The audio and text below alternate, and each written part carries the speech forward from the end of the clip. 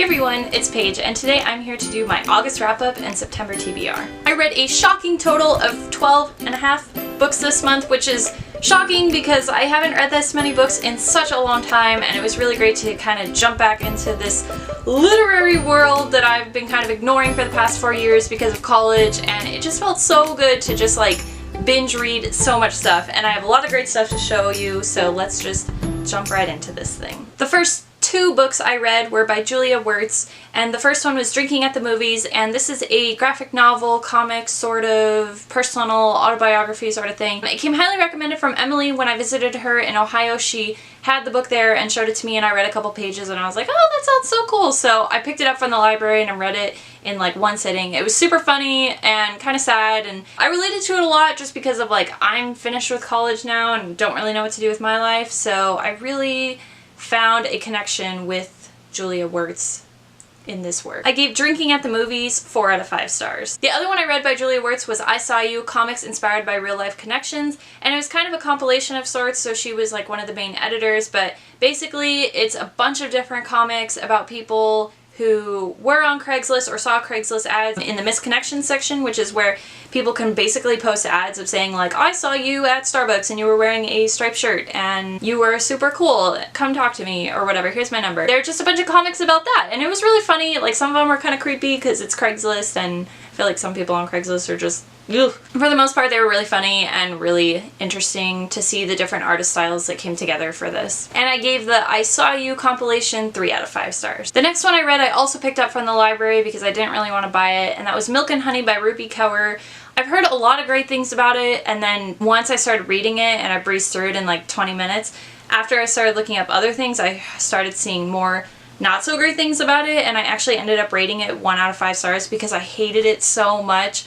And I know a lot of people really like it, but I couldn't resonate with it. I really didn't like the style. Like, I just thought it was very kind of Tumblr-esque, and it wasn't my cup of tea. And honestly, I don't really like poetry to begin with. I think it's something that I had to study way too much back when I was an English major before I changed my major. So I'm just kind of sick of the whole form, I guess. But I mean, this kind of confirms for me that I'm not going to be picking up poetry again anytime soon, just because I really just don't like it, and I don't see why I should force myself into reading something I don't like. I had mentioned in my July wrap-up and August TBR that I wanted to read Winter by Marissa Meyer, and I did read it, and it was awesome and fantastic, and it was just so action-packed, and I was kind of worried about the length when I first picked it up, but I breezed through it in like 3 days, I think, and I just loved this so much. And I obviously gave this 5 out of 5 stars. So then immediately after I finished Winter, I picked up Wires and Nerve, which takes place between this one and the epilogue, which is in Stars Above, and I loved this one too. I really liked this. I think I also gave this one 5 out of 5 stars.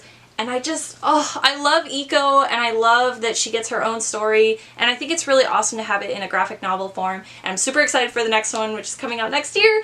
And yes, I just love this series, and I fangirl about this series all the time, and everyone knows I love this series, so yes, I love the Lunar Chronicles. And then after I finished Wires and Nerve, I obviously read Stars Above. Most of the stories in here are prequels, except for the last one, which is the epilogue to the end of Winter, and obviously I loved this too. I give this 5 out of 5 stars. It's really interesting to see where the characters were kind of coming from before they were introduced in Cinder and mostly Scarlet and Cross. It was just kind of cool to have like backgrounds on characters that were just kind of thrown at us previously, and you kind of like feel more for them and like who they were before the horrible events that happened when Kai dropped his robot off to Cinder, and I get all the warm and fuzzies when I think about the Lunar Chronicles, and I really liked this. The next one I read, I was so kindly sent from the publisher, and that's The Dreadful Tale of Prosper Redding by Alexander Bracken. I rated it 3 out of 5 stars, and you can see my review, which is linked down below, and I talk way more about it there, so you should definitely check that out. Then right after The Dreadful Tale of Prosper Redding, I read Enchantment of Ravens by Margaret Rogerson,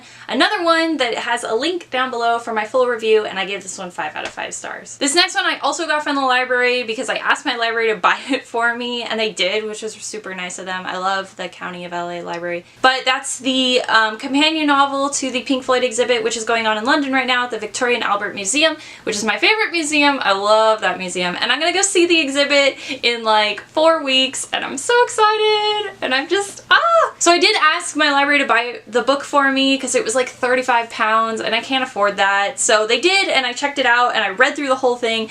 And it was a lot of information that I already knew about the band, but it was kind of interesting to see more of a design aspect of it, like of the band. So like they talked a lot about Hypnosis, which is the company that designed most of their album covers, and just kind of they were talking to one of the guys who was in that company and why they made the decisions they did. And then they talked about, of course, the band and like how they led up to where they are today. And it was just super interesting. I love Pink Floyd, so it was really cool to read. And it had this great cover where it kind of like transitioned. So like there's the Dark Side of the Moon prism on it, fracturing light. And it's just so cool, and I'm so excited for the exhibit. I can't wait. Oh my god. I'm probably gonna have a video about me going to London again because I'm so excited, as you can tell. And then I also read Miles Morales' Spider-Man by Jason Reynolds, and I'm gonna have a full review for that linked below soon, I think probably next week. And I really liked that one too. That was great. I gave that one 4 out of 5 stars. And then I also read Victoria, The Heart and Mind of a Young Queen. I got this from the library. I've really been into the PBS show Victoria, and I love Queen Victoria. She was my favorite queen to learn about. When I went to England, like they were always talking about her, and I was just so intrigued by her and this like super young queen who became like the longest reigning monarch until Queen Elizabeth II. I'm just like full of information about Queen Victoria, and I love learning about the royals for some reason, despite being Irish. Sorry, Dad. But yeah, this was really interesting. It's just the companion to the series, and there's a lot of pictures in it and a lot of information just like about the show and about Queen Victoria, people that are like were in the palace and like in her little entourage and stuff. And I also rated this one 4 out of 5 stars. So that's everything I read in August. It was a really jam-packed month for me. There was a lot going on. I'm currently reading The Raven Boys by Maggie Stiefvater, so this is the first book that I'm gonna finish in September and start reading, I guess, even though I've already started it. And I'm loving this so far. I think I'm about like halfway through, and I just really like it. Like there's just something about it that's really interesting. And a lot of people told me too that they didn't really like the first one, but I really am intrigued by them, and I really like the Raven Boys. I don't know what it is about them, but they're just really compelling. I really like Blue and just like the whole dynamic of her and her household, and there's just so much going on. I'll probably do a series review for this one because I feel like there's a lot to be said, and I love this. And I love Maggie Stiefvater. I've met her. She's super cool. Yeah. So because September is going to be such a busy month for me, I've got a temp job with Disney going on. I'm going to London again. I'm still working on my grad school applications, which hopefully will be finished this month. Because of all of that, I'm only going to be reading 5 books, or trying to get to 5 books, and let's jump right into this. So the first one I want to read is I'm Not Your Perfect Mexican Daughter by Erica L. Sanchez. I picked this up at Y'all West. Never really picked it up just because it comes out so late. It comes out in October. I really want to get to this. I really love the cover, and I've talked about this a couple times before, I think. I just really want to get to this one. And then another one that I really want to get to, but I don't know if I will, just because I feel like I should put it to the side for now, and that's All the Crooked Saints by Maggie Stiefvater. I do want to finish the Raven Boys series first before I start this, and I've heard a lot of problematic things about this already, so I kind of feel like I should wait for the final. There's just a lot going on with this that I think I just might put it aside until the final book comes out. And then a book that I said I wanted to get to last month but I didn't was Dear Martin by Nick Stone, and this is again very thin. I'm hoping I can just breeze through this, maybe in between the Raven Boys and the rest of the series. Also, something that I might not get to just because of timing is There's Someone Inside Your House by Stephanie Perkins. I'm really interested in this and I really do want to read it. I just feel like I might end up not getting to it, and if not, that's fine. I know it comes out in September, but I feel like I should save some kind of spooky stories for October, so I might just read it then. And then the very last one, it's like the top of my list, is That Inevitable Victorian Thing by E.K. Johnston. Like I said, going to London again. This is set in the near future world where the British Empire never fell and the United States never rose. I've been really into this whole Victoria thing and Victorian era in Britain. I just really want to see how this is. I've never read anything by E.K. Johnston before, so it'll be kind of cool to explore her work.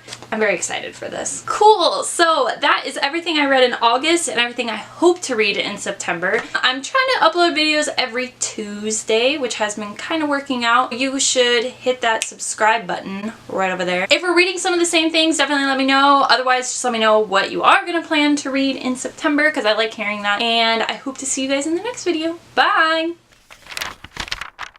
Oh, it's way too low. Is that too high? Hi. Oh my god! Well, that sucks. Dang it.